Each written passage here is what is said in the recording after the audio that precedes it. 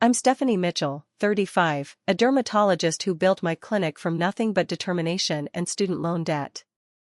10 years of sacrifice transformed my tiny office into Boston's premier dermatology center. Now my brother and cousin, who never believed in me, suddenly want partnerships without investing a dime. The same family who called my dreams unrealistic now feel entitled to my success. When you pour your soul into building something, where do you draw the line between family loyalty and protecting what's yours? Before I dive into how my family tried to hijack my dream, drop a comment letting me know where you're watching from and hit subscribe if you've ever had to protect what you've built. Growing up in Springfield, Massachusetts, our family wasn't poor, but we definitely weren't rich. My parents, both factory workers with high school diplomas, valued practical career choices over ambitious ones. So when I announced my dream of becoming a doctor at 16, their response wasn't exactly encouraging. "Why not just be a nurse?" my mother suggested at the dinner table, exchanging glances with my father. "Doctors spend too many years in school, and all that debt, you could be making money as a nurse much faster." My father nodded in agreement. "Your mother's right, Stephanie. We don't know any doctors. That's not really our world." This became a common theme throughout my late high school years. While my friends' parents drove them to college tours and helped them prepare applications, mine kept suggesting community college or trade school. It wasn't that they didn't love me, they just couldn't envision their daughter becoming something so far outside their experience. When I got accepted to Boston University with a partial scholarship at 22, I expected some celebration. Instead, my father frowned at the financial aid package. "That's still $40,000 in loans for 4 years. You're going to be in debt for the rest of your life," he warned, sliding the paper back across the table. With no financial support coming from home, I took out those massive loans myself. I still remember the knot in my stomach when I signed the papers, wondering if my family was right, if I was making a terrible mistake. But something inside me refused to let go of my dream. My first apartment in Boston was barely larger than a closet, shared with 3 other students in the medical program. I slept on a futon in what was essentially a converted pantry, studying by the light of a cheap desk lamp until 2 a.m. most nights. When I wasn't in class or studying, I was working part-time at a campus coffee shop, picking up every early morning shift I could to pay for books and groceries. Meanwhile, my younger brother James chose business school, a decision my parents enthusiastically supported. They helped him with the down payment on his apartment, bought him a used car for commuting, and regularly sent care packages with home-cooked meals. I tried not to be bitter about the contrast, but it was hard not to notice. "James is being practical," my mother explained when I asked about the disparity. "Business degrees pay off quickly. Medicine is such a long road with no guarantees." My cousin Alicia received similar family support when she decided to pursue real estate. My aunt and uncle let her live at home rent-free after college while she got her license. They even paid for her professional wardrobe and business cards. At family gatherings, everyone would ask about her first listings and clients, while my medical school achievements were met with polite but disinterested nods. "Still in school, huh?" my uncle would say when we ran into each other. "When do you actually start making money?" The undercurrent was always the same: I was being impractical, taking unnecessary risks, perhaps even thinking I was better than the family by pursuing medicine. No one said it outright, but the implication hung in the air at every holiday dinner. By my 3rd year of medical school, I had stopped sharing my accomplishments with family altogether.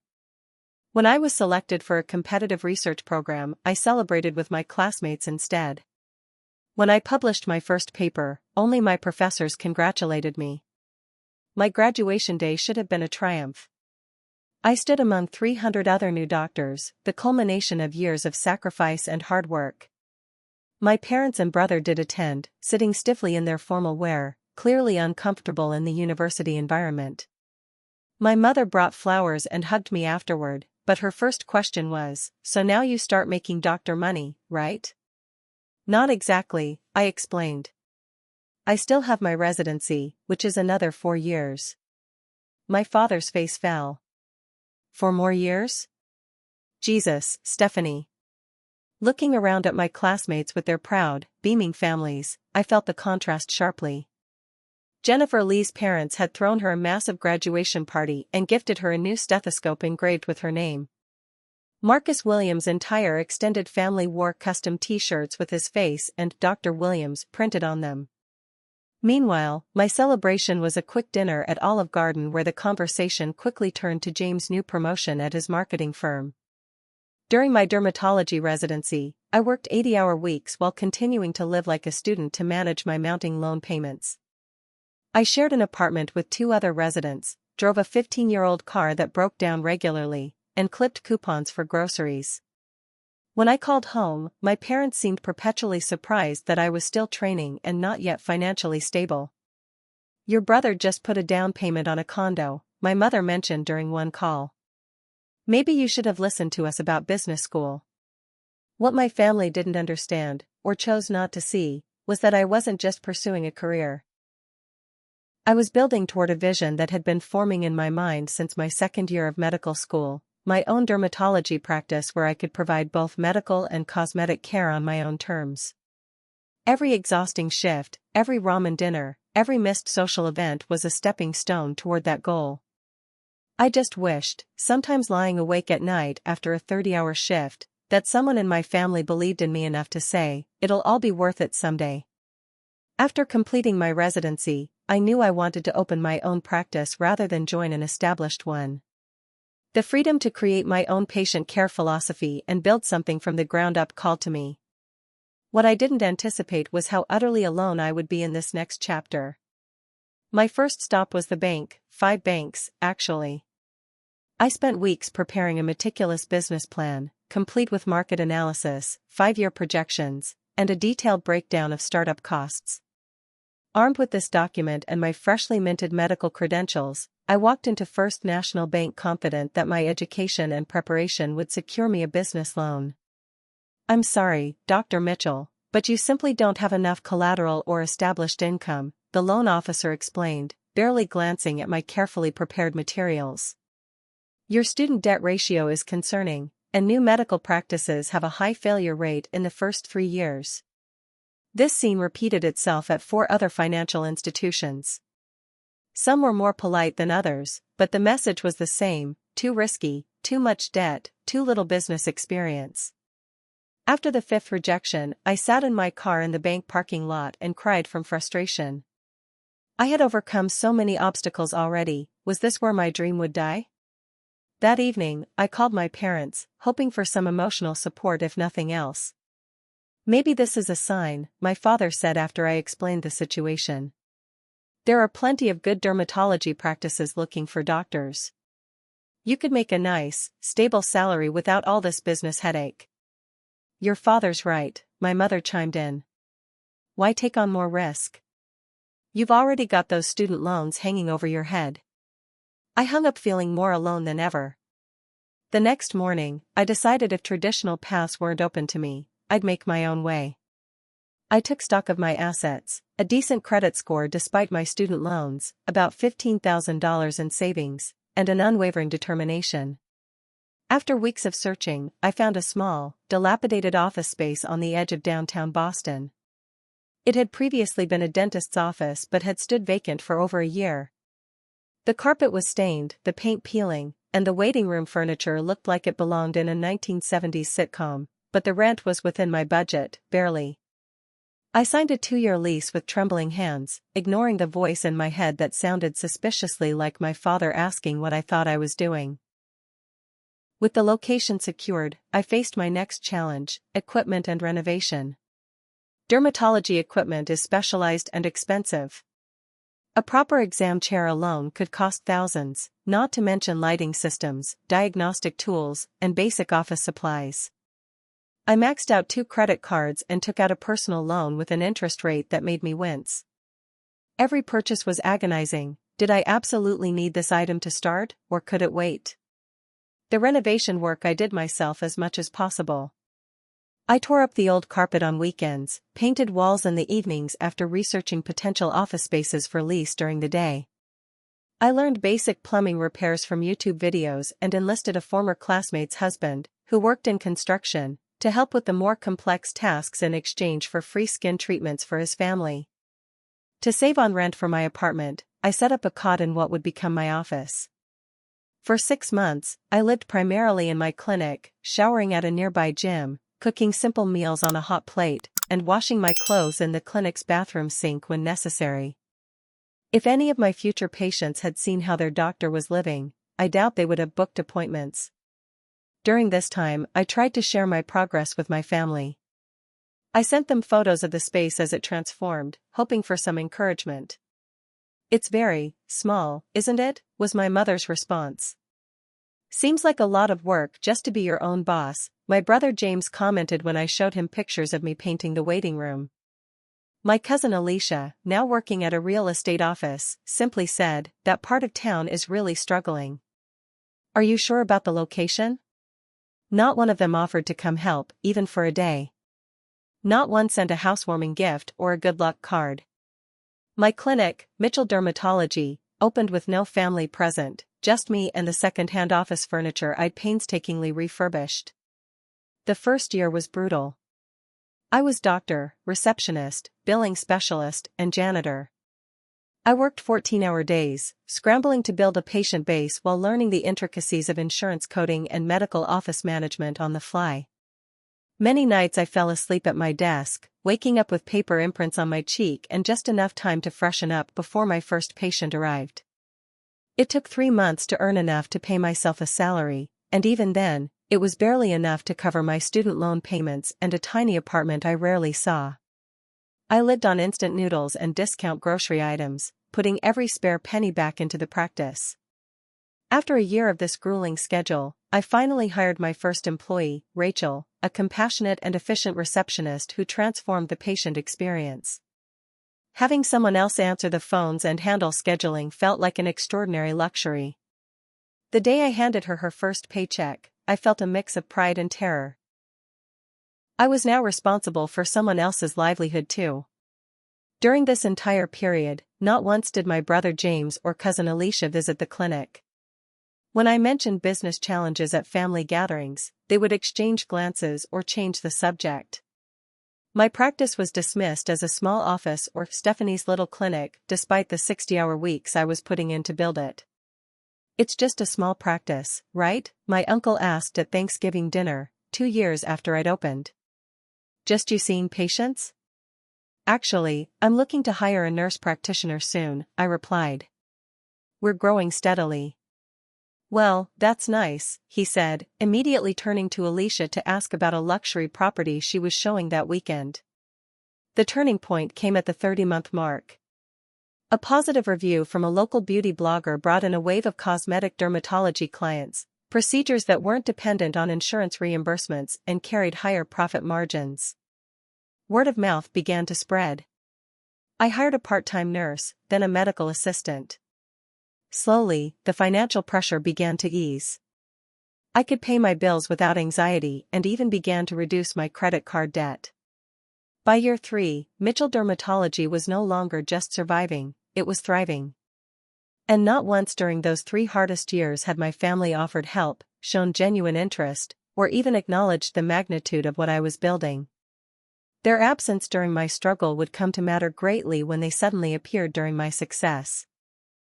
Fast forward to present day, 7 years after opening those doors with nothing but maxed out credit cards and unwavering determination. Mitchell Dermatology now occupies a gleaming office in a prime Boston location, with floor-to-ceiling windows overlooking the harbor and a staff of 15 dedicated professionals. The waiting room features custom furnishings, a refreshment bar, and an atmosphere that rivals luxury spas. It's a far cry from the days I slept on a cot in my office and washed my clothes in the sink. Last year, Boston Magazine named me among their top dermatologists, with a featured spread showcasing both my medical expertise and the aesthetic procedures that have become my signature.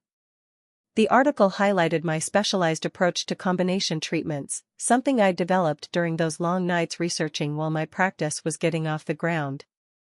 My patient list now includes local celebrities, business executives, and even a few nationally recognized names I'm not at liberty to disclose. New patients typically wait 6 months for an initial consultation, though my staff maintains a cancellation list for those willing to come in on short notice. What started as a one-woman operation now generates approximately $3 million annually, a figure that still sometimes leaves me breathless when I review the quarterly reports. With financial stability came the personal milestones I deferred for so long. At 34, I finally purchased my dream home, a beautifully restored Victorian in Cambridge with a garden and enough space to entertain properly. After driving the same beat-up Honda through medical school, residency, and the early clinic years, I traded up to a Tesla, partly for the environmental benefits but also, I'll admit, as a tangible symbol of how far I'd come. Last winter, I took my first real vacation in over a decade, 3 weeks exploring Italy, staying in boutique hotels and enjoying long, leisurely meals without my phone buzzing with patient emergencies. I posted pictures on social media sparingly, but enough to document this new chapter in my life. It was around this time that I noticed a shift in my family's attention.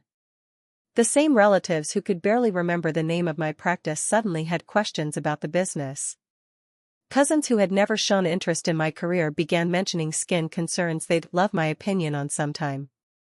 My mother, who had visited my clinic exactly twice in 7 years, started mentioning to her friends that her daughter was that famous dermatologist in Boston.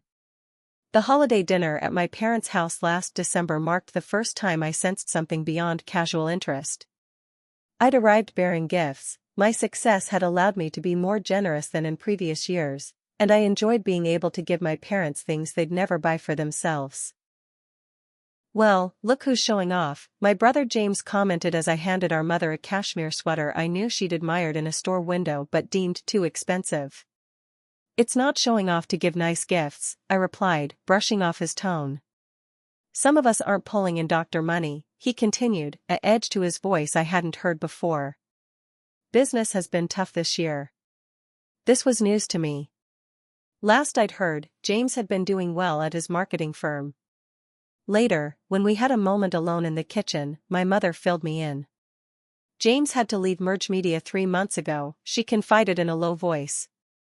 "There was some disagreement with his boss. He's trying to start his own marketing consultancy, but it's been slow going." I felt a pang of sympathy for my brother, remembering all too well the stress of starting a business. That must be difficult. He hasn't mentioned anything to me about it. "You know your brother," she sighed. "Proud, just like your father." Later that evening, I noticed my cousin Alicia studying me from across the room. When our eyes met, she smiled brightly, too brightly, and came over with her wine glass. "You look amazing, Steph," she gushed. "That skin of yours is literally glowing. Must be nice to have all those treatments at your fingertips." "Just good genes and sunscreen," I laughed. "How's real estate going?" A shadow crossed her face. "Market's saturated. Everyone and their mother got a license during the boom years." "I'm doing okay, but it's not what I expected." I nodded sympathetically, noting the designer label on her dress that suggested okay was probably an understatement. But there was something calculating in the way she studied my reactions, something I couldn't quite put my finger on. As I drove home that night, I reflected on the subtle shift in family dynamics. For years, I'd been the odd one out, the impractical dreamer who took the difficult path while they made sensible choices. Now, as the fruits of my labor were becoming increasingly visible, I sensed their perception changing. What I didn't realize was just how dramatic that change would become. The first concrete indication came via my brother's social media. James, who had previously posted only about sports and occasional vacations, suddenly shared several articles about family business dynasties and entrepreneurial siblings. One post specifically highlighted brothers and sisters who had built complementary businesses together. Around the same time, Alicia began commenting on all my clinic's social media posts, something she'd never done before. "My cousin is the best in the business," she would write, or if you want results, "my cousin Stephanie is the only choice." Her enthusiasm felt forced, especially given her previous indifference to my career. Then came the LinkedIn connection requests from both of them within days of each other, followed by inquiries about grabbing coffee to catch up. After years of minimal contact beyond family obligations, Their sudden interest set off warning bells I tried to ignore. I agreed to lunch with James first, choosing a quiet cafe near my clinic. He arrived dressed more formally than usual, carrying a leather portfolio that screamed business meeting rather than family catch-up. "The clinic looks incredible," he said after preliminary small talk. "I drove by last week. That location must cost a fortune." "It's a significant overhead," I acknowledged cautiously. "But the visibility and convenience for patients make it worthwhile." "Smart move," he nodded approvingly, as though he'd been consulting on my business decisions all along rather than learning about them for the first time. "You've always had good instincts." The irony of this statement, coming from someone who had dismissed my instincts as impractical for years, wasn't lost on me. But before I could respond, he launched into a monologue about his new marketing consultancy, the challenges of building a client base, and his specialized knowledge of healthcare marketing. It was only as our plates were being cleared that he revealed his true purpose. "Actually, Steph, seeing what you've built has got me thinking. We could be quite the powerhouse together." I raised an eyebrow. "Together?" He leaned forward eagerly. "Your medical expertise, my marketing and business development skills. Mitchell Family Medical Group has a nice ring to it, doesn't it?" The meeting with Alicia 3 days later followed a disturbingly similar pattern. After effusive compliments about my empire, her word, not mine, she segued into the challenges of the real estate market before suggesting she could handle the property aspects of my inevitable expansion. "Every successful medical practice eventually needs a real estate partner," she explained, as though stating an established fact. "For managing the current property, exploring new locations, maybe even developing a medical complex down the road." Neither of them mentioned investment. Neither acknowledged the years of sacrifice and risk I'd endured alone. And most tellingly, neither seemed to recognize the presumptuousness of their proposals. The implicit message was clear: now that I'd built something valuable, they were entitled to a piece of it simply by virtue of our shared DNA. As I drove home from my meeting with Alicia, a text from my mother appeared on my car's display: "Hope you had a nice lunch with your cousin. Family working together is such a blessing. Call me later." The coordination was becoming obvious. This wasn't spontaneous interest but a calculated family campaign. The success I'd worked so hard for had finally made me visible to them, not as the sister or cousin who needed support, but as an opportunity they felt entitled to claim. 2 weeks after those initial catch-up meetings, my parents invited me to Sunday dinner. I accepted, though my instincts warned me this wasn't just a casual family meal. My suspicions were confirmed when I arrived to find not only my parents and brother but also my aunt, uncle, and cousin Alicia, all dressed a touch too formally for a family dinner. My mother had prepared an elaborate meal, her special roast beef, homemade rolls, and the cheesecake she usually reserved for holidays. The dining room table, rarely used except for Thanksgiving and Christmas, was set with the good china. This was clearly a staged event. Conversation during dinner remained superficial: local news, a neighbor's renovation project, my uncle's golf game. No one mentioned business, careers, or my clinic, creating an artificial atmosphere that only heightened my awareness of the agenda simmering beneath the surface. As my mother served coffee and dessert, my father cleared his throat, the universal signal that the real purpose of the gathering was about to be revealed.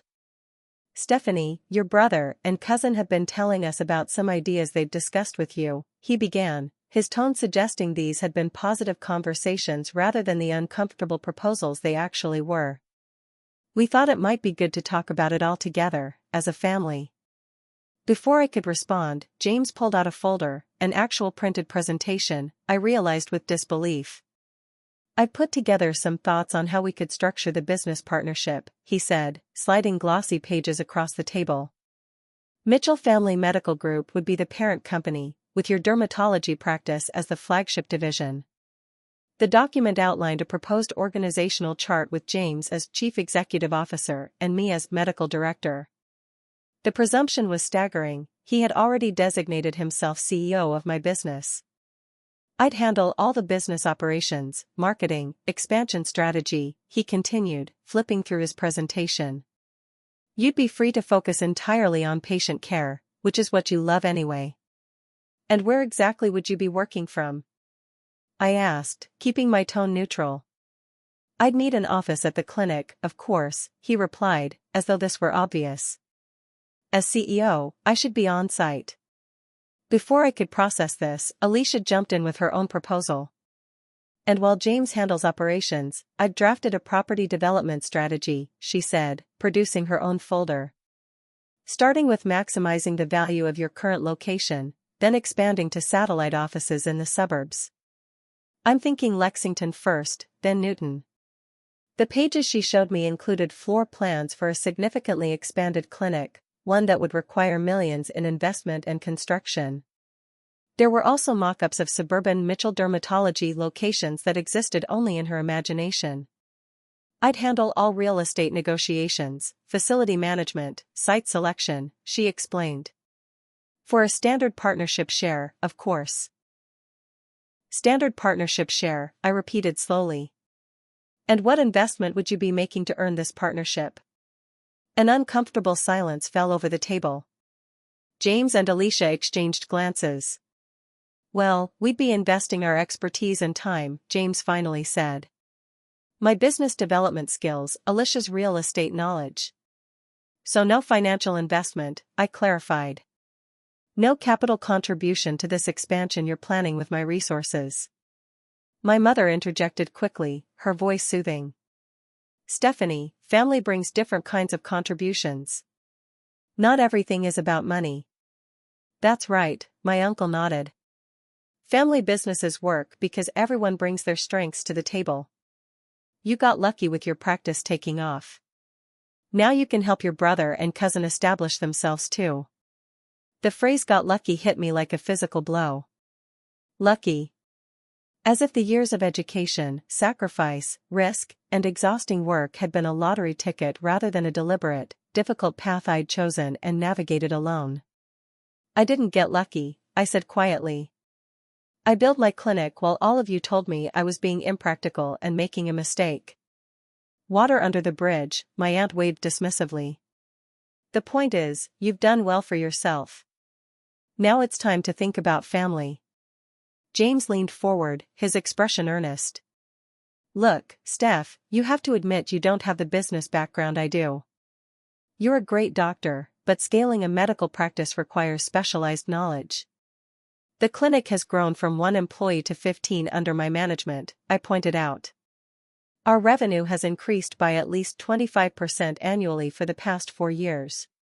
Sure, but imagine what we could do together, he pressed. With my marketing expertise?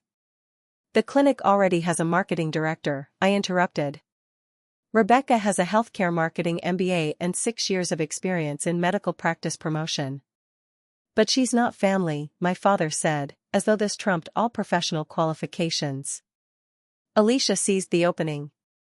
That's the whole point, Stephanie. Don't you want to build something that stays in the family? Creates a legacy? A legacy usually involves people who were there for the building part, I said evenly. Not just those who arrive when it's successful. The temperature in the room seemed to drop several degrees. My mother's smile became strained.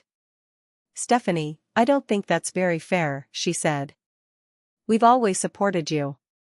How? I asked simply. How have you supported my career or my business? Another uncomfortable silence fell as they all seemed to search for examples that didn't exist. We've always been emotionally supportive, my mother finally offered. I decided to be direct. None of you visited my clinic for the first 3 years it was open. None of you offered to help when I was renovating the space myself. None of you have ever asked about the challenges I faced building this business until now, when you want to be part of its success. That's ancient history, James said dismissively. We're talking about the future. Our future, as a family business. The coordinated approach was becoming clearer by the minute. This wasn't a spontaneous idea, they had been planning this, discussing it among themselves for weeks or months while I remained unaware. How long have you all been discussing this plan? I asked. More exchanged glances. finally, my uncle answered. James and Alicia brought it up around Christmas, after seeing how well your practice was doing. We've been helping them refine the proposal since then. 3 months. For 3 months, my family had been plotting how to insert themselves into my business without once considering whether I would want this partnership or whether it would benefit the clinic I'd built from nothing. I need time to think about this, I said, gathering my purse. It was either a strategic retreat or I was going to say things I might regret. What's there to think about? My brother asked, genuine confusion in his voice. It's family. Of course we should work together. The clinic is my life's work, I replied carefully. Any decision about its future requires serious consideration.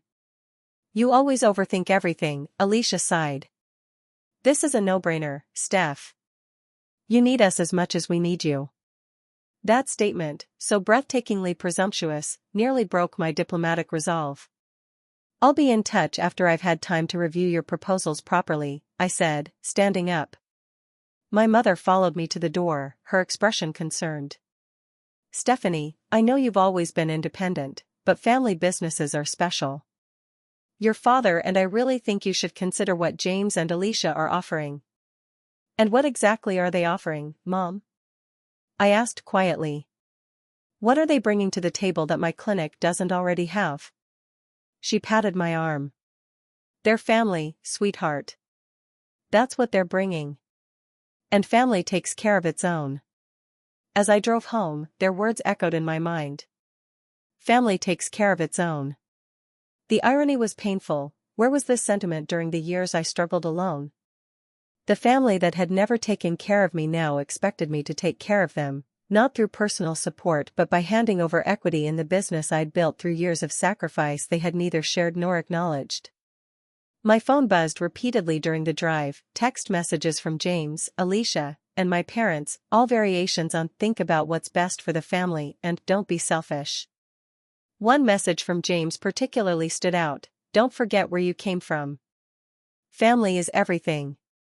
It wasn't the sentiment itself I objected to, it was the timing. Family had become everything only after I had created something of value completely on my own. For a week following the family dinner, I maintained a strategic distance, replying to messages with non-committal responses while I processed what had happened. I consulted with my clinic's attorney about the legal implications of family partnerships and reviewed our business growth plans with my practice manager. Every analysis confirmed what my instincts already told me. The proposed arrangements would benefit my brother and cousin immensely while potentially harming the clinic I'd built. My limited responses only increased the pressure from my family. The messages grew more frequent and more pointed. We need to finalize this soon.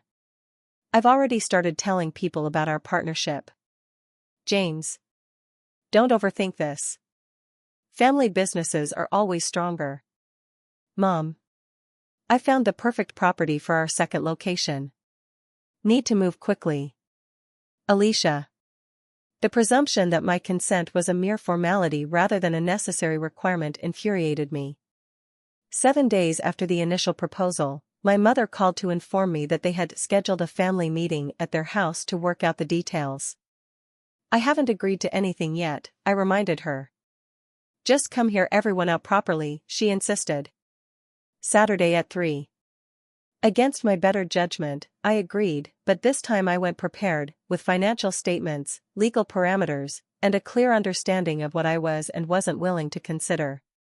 When I arrived, the scene was eerily similar to the previous dinner, the same formal setting, the same cast of characters, the same artificial pleasantries. But this time, my brother had prepared an actual contract, printed and ready for signatures. We should get the paperwork out of the way first, he said casually, as though this were a minor detail rather than a fundamental restructuring of my business. Then we can celebrate properly. I took the document but didn't open it. Before we go any further, I need to understand exactly what each of you is proposing to contribute to this partnership. Not in terms of future work, but in terms of current investment. James shifted uncomfortably. Like I said, I bring 15 years of marketing expertise and business development skills. And I bring real estate knowledge and property management experience, Alicia added. So no capital investment, I clarified. No financial contribution to offset the risks I've already taken or fund the expansion you're both planning. We'd be working for equity, James explained, as if I might not understand the concept. Sweat equity is standard in family businesses. Sweat equity applies when everyone puts in the work from the beginning, I pointed out. I've already put in 7 years of sweat. The clinic is already successful. Which is precisely why now is the perfect time to expand as a family, my father interjected. You've established the foundation, now let the family help build it higher. I took a deep breath. The clinic already has a 5-year growth plan, developed with healthcare business consultants. We have a marketing team, operations staff, and property advisors. What specific skills are you offering that my current team lacks? The question hung in the air uncomfortably. Neither James nor Alicia had bothered to research what professional capabilities my clinic already possessed before proposing to take over those very functions. It's not about specific skills, my mother said, sensing the tension. It's about keeping success in the family. Success that none of you believed in or supported until it was already achieved, I said quietly. My brother's expression darkened. Here we go again with the "I did it all myself" speech. You know what, Stephanie? You've always had this superiority complex. Always thought you were better than the rest of us because you became a doctor. That's not true, I started, but he cut me off. It is true. And now you've got this successful business, and suddenly you're too good to help your own brother? After Mom and Dad supported you through everything? Supported me? I repeated incredulously. They discouraged me at every turn. You got help with your apartment, your car. I took out loans for everything. Here she goes, martyr complex in full effect, Alicia rolled her eyes. Just because you took the hard road doesn't make you special, Stephanie. Some of us were smart enough to accept help when it was offered. Help that was never offered to me, I pointed out. Because you never needed it, my mother exclaimed. You were always so independent, so determined to do everything your way. I was independent because I had to be, I said, my voice rising despite my efforts to stay calm. No one in this family believed in my dream. No one offered to help when I was sleeping on a cot in my office because I couldn't afford both rent and clinic expenses. Where was all this family support then? My father slammed his hand on the table. That's enough. This ungrateful attitude is exactly why we're concerned about you, Stephanie. Success has clearly gone to your head. You've forgotten where you came from, forgotten what family means. I know exactly what family means to all of you, I replied, my voice shaking slightly. It means showing up when things are good and expecting a share of something you didn't help build. James stood up, his face flushed with anger. You're being selfish and you know it. Family businesses should stay in the family. That's how it works. This isn't a family business, I stated firmly. It's my business, which I built alone, with no help from any of you. And I'm not signing it over just because you've suddenly decided you want a piece of it.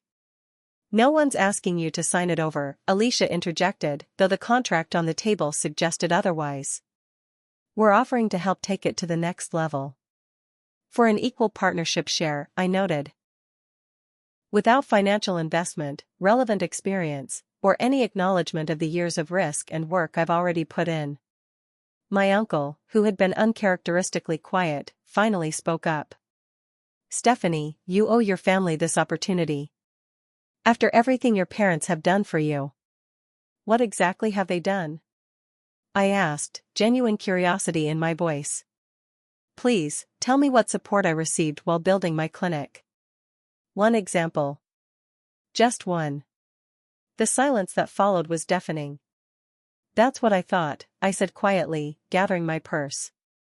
I think we're done here. If you walk out that door without signing this agreement, you're choosing business over family, my father warned, his voice hard. I paused at the threshold, turning back to face them all. No. You're the ones who chose business over family the moment you decided my success was something you were entitled to claim rather than something to genuinely celebrate with me. As I drove away, my phone exploded with messages, accusations of selfishness, reminders of family obligation, even threats from James about legal options based on verbal promises I had never made. I turned my phone off and drove straight to my clinic, seeking refuge in the place I had built with my own hands, determination, and vision. For the next week, the campaign intensified. Jane showed up unannounced at the clinic, demanding to speak with me and causing such a disturbance that my office manager almost called security.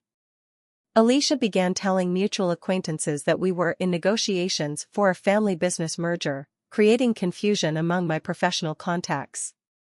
My parents called my friends, asking them to talk sense into me about sharing my good fortune. The final straw came when my mother left a tearful voicemail. "I don't understand how we raised such a selfish daughter. After all we've done for you, this is how you repay us? By turning your back on family when they need you?" It was this message, so divorced from reality, so manipulative in its inversion of the actual history, that made me realize I needed more than just a business strategy. I needed emotional and psychological distance from the entire situation. The morning after my mother's voicemail, I scheduled an emergency appointment with my business attorney, Miranda Jenkins, and my longtime mentor, Dr. Eleanor Baker, who had successfully run her own medical practice for 25 years before retiring. Miranda's office was a place of calm amid the emotional storm I'd been weathering. As I explained the situation, she took careful notes, occasionally asking clarifying questions but mostly listening with a sympathetic but analytical expression. "Unfortunately, this isn't uncommon," she said when I finished. "Success attracts interest, and family relationships complicate business boundaries. But legally, you're on solid ground. Without written agreements or financial contributions, they have no claim to your practice." James mentioned legal options based on verbal promises, I admitted. Miranda smiled slightly. "A common intimidation tactic with no substance. Did you ever promise them positions or ownership in your clinic?" "Never," I confirmed. "The idea wasn't even raised until after the clinic became profitable." "Then his threats are empty," she assured me. "But we should still take precautionary measures." By the end of our meeting, we had drafted formal rejection letters for both James and Alicia's business proposals, citing specific reasons why their proposed partnerships would not align with the clinic's established business model and growth strategy. The letters were professional, factual, and left no room for misinterpretation or further negotiation. Dr. Baker's advice addressed the emotional aspects Miranda's legal counsel couldn't cover. "You're experiencing what I call success boundary testing," she explained over coffee after my legal meeting. "When someone builds something valuable, people who didn't contribute will often test what claims they can make on it. Family members are particularly prone to this because they feel entitled based on relationship rather than contribution. How do I handle it without destroying my family relationships?" I asked. She smiled sympathetically. "First, recognize that you didn't create this situation, they did, by making inappropriate demands. Your responsibility isn't to accommodate those demands but to establish clear, healthy boundaries." Under her guidance, I drafted a separate personal letter to my parents, explaining my position without apology but also without accusation. I expressed my love for them and my desire for a healthy family relationship that wasn't contingent on business entanglements. "The key," Dr. Baker emphasized, "is consistency. Once you've established these boundaries, you must maintain them without exception. Any wavering will be seen as an opening for renewed pressure." Back at the clinic, I called an emergency staff meeting to ensure my team was aware of the situation. I was particularly concerned about my brother or cousin attempting to extract information or make false claims to my employees. "I need to make something very clear," I told my assembled staff. "Despite any rumors you may hear, Mitchell Dermatology is not merging with or being acquired by anyone. There are no family members joining our leadership team." I provided specific instructions. Any contact from my brother or cousin should be directed immediately to me and documented. No information about clinic operations, finances, or patience was to be shared with them under any circumstances. My office manager, Rebecca, implemented additional security measures, updating our visitor protocols and ensuring all staff understood the proper channels for business communications. I felt a pang of sadness that such measures were necessary against my own family, but their recent behavior had made it clear that professional boundaries needed reinforcement. The rejection letters were delivered by courier the following day. James's response was immediate and explosive, a series of angry text messages followed by a voicemail threatening to make this public and show everyone what kind of person you really are. Alicia took a different approach, sending a tearful email about how I had crushed her dreams and chosen money over family. Both messages leveraged guilt rather than addressing the fundamental inappropriateness of their original demands. The most difficult moment came when James showed up at the clinic unannounced, demanding to speak with me. Our receptionist, following the new protocols, calmly informed him that he would need to make an appointment and that drop-in business discussions couldn't be accommodated. "This is ridiculous," he shouted, loud enough for patients in the waiting room to hear. "I'm her brother. She can't hide from her own family." Security escorted him out, a scene that left me feeling both validated in my precautions and heartbroken that our relationship had deteriorated to this point. My parents' reaction to the boundary setting was equally challenging. My father called, his voice cold with disappointment. "I never thought I'd see the day when my own daughter would choose money over her blood," he said. "Your brother needed this opportunity. If you had any decency, you'd reconsider." "Dad, this isn't about money," I tried to explain. "It's about respecting the business I built and making decisions based on what's best for its future." "Family is what's best," he insisted. "Always. The fact that you can't see that tells me we failed somewhere in raising you."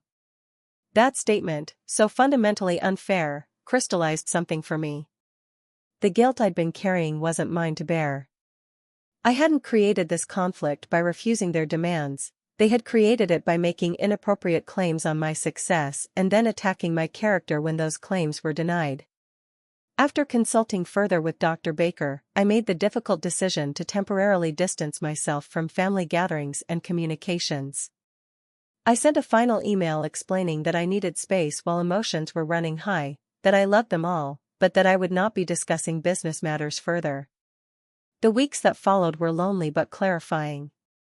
Without the constant pressure and manipulation, I could see more clearly how unhealthy the dynamic had become. Friends and colleagues provided support, many sharing similar stories of family business conflicts they'd navigated. Through therapy sessions, I worked through the complex emotions, guilt, anger, disappointment, and grief for the family relationships I had hoped to have.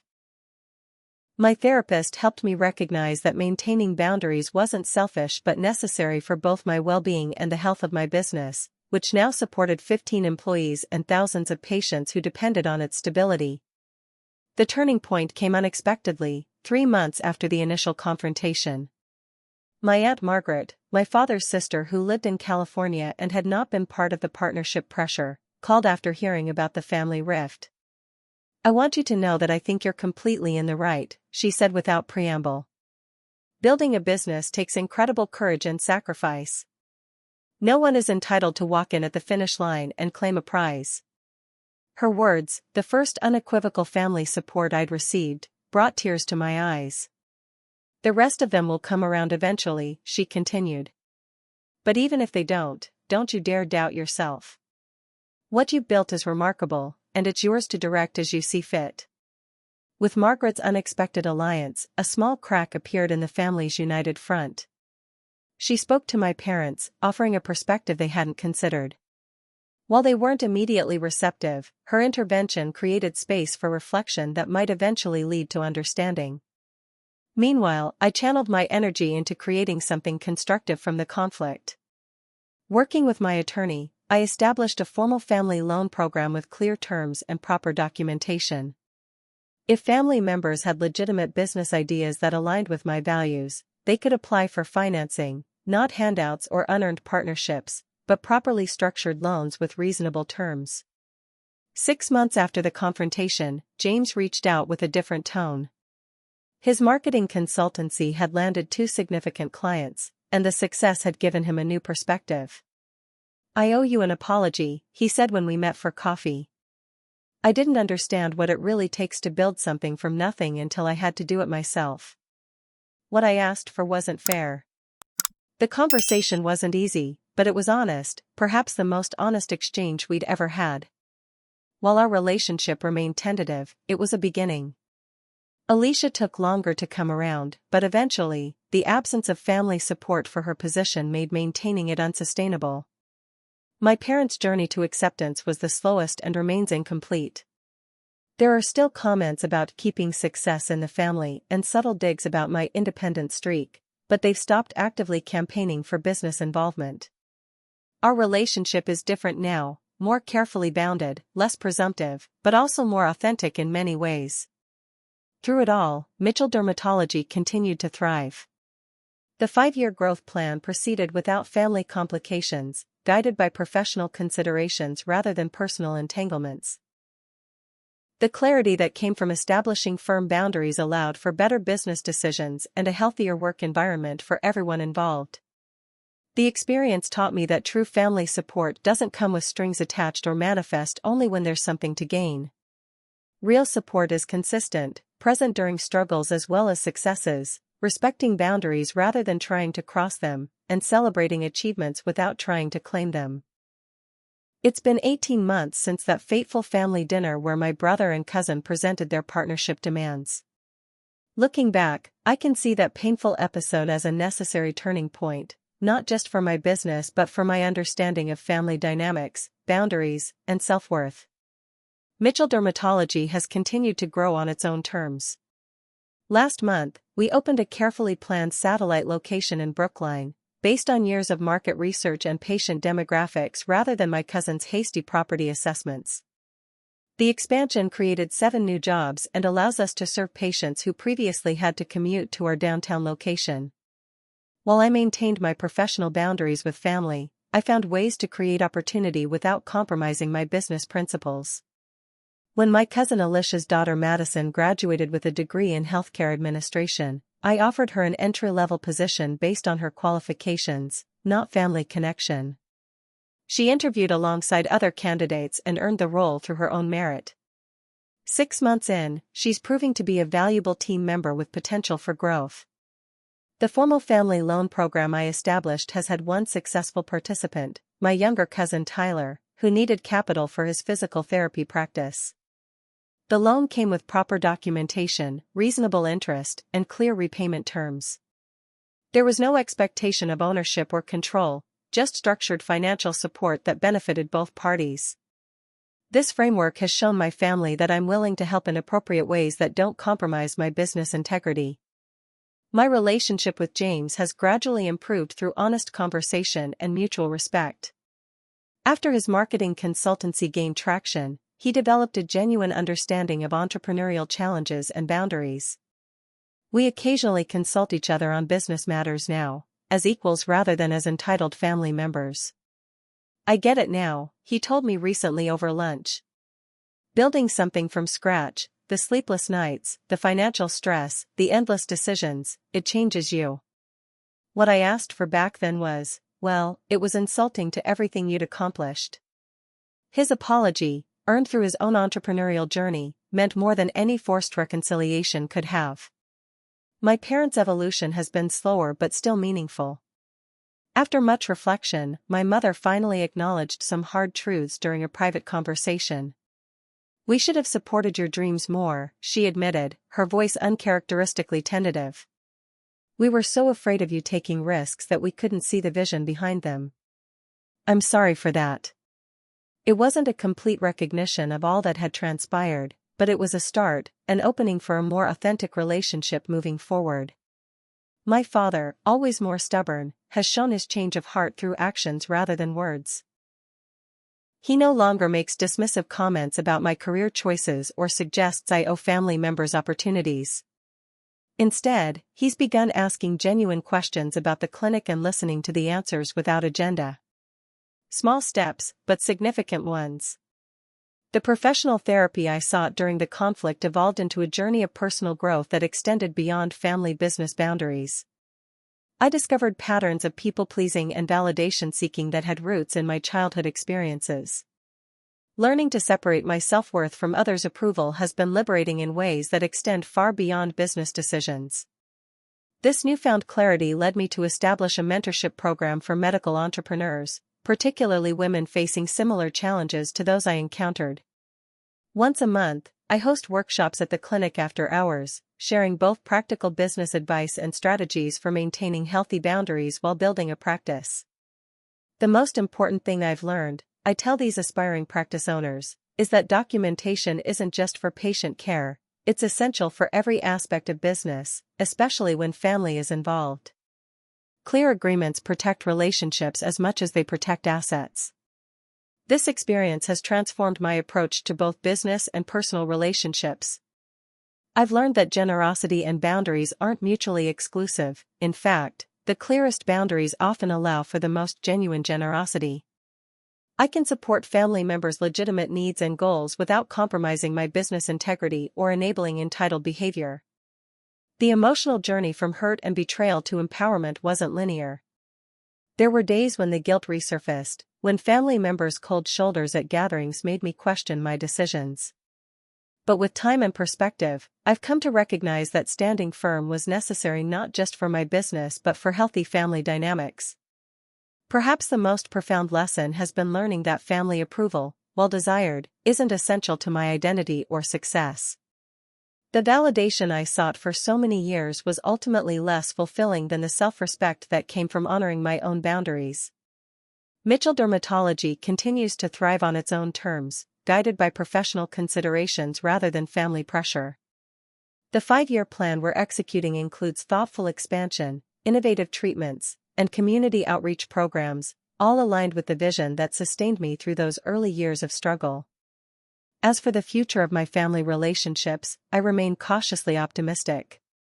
Healing takes time, especially when deep-seated expectations and entitlements have been challenged. But the healthier boundaries we've established provide a foundation for more authentic connections moving forward. I've come to believe that true success isn't measured by wealth or accolades but by the integrity with which we navigate difficult choices. Building my clinic from scratch taught me persistence and vision. Protecting it from entitled claims taught me courage and self-respect. Both lessons were essential to becoming not just a successful business owner but a whole person capable of genuine relationships. So to anyone watching who's built something meaningful through sacrifice and determination, your creation is yours to direct. Family loyalty is precious, but it shouldn't require surrendering what you've legitimately earned. The right people, family or otherwise, will respect your boundaries and celebrate your success without trying to claim it as their own. I'd love to hear your stories of navigating family dynamics in business. Have you faced similar challenges? How did you protect what you built while preserving important relationships? Drop your experiences in the comments below, hit that like button if this resonated with you, and subscribe for more conversations about entrepreneurship, boundaries, and building success on your own terms. Thank you for sharing this journey with me. Your support means more than you know.